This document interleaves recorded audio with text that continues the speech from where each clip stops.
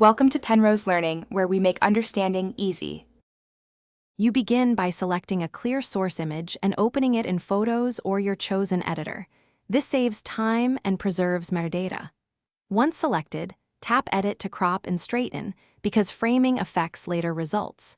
Make sure live text and visual lookup are enabled in settings if you'll extract text or subjects.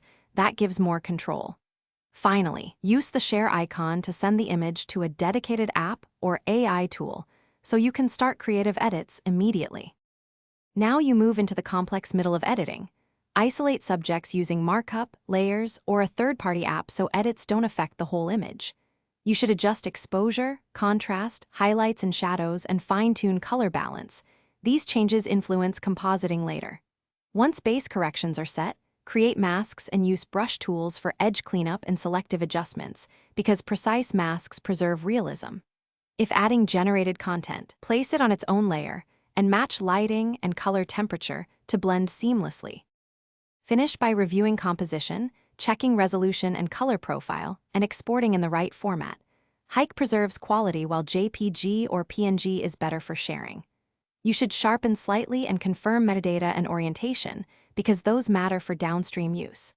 Once done, save a layered or editable copy in files for future tweaks. If something looks off, refine masks, match lighting with dodge and burn, or redo color grading. These quick fixes fix most blending and edge problems. Thanks for watching. If this was helpful, leave a like and consider subscribing. See you next time.